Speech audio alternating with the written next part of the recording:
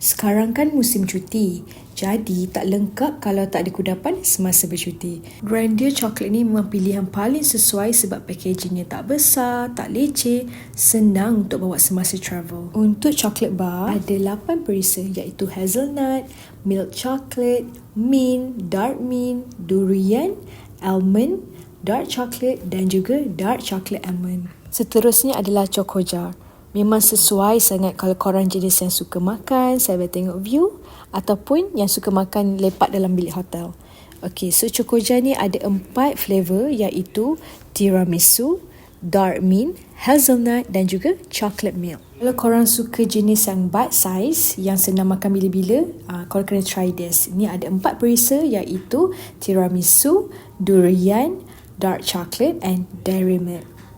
Jadi korang yang tengah packing nak pergi bercuti tu, jangan lupa tau selit sekali Candor coklat ni untuk bawa semasa bercuti. Untuk pembelian produk ni boleh scan QR di atas.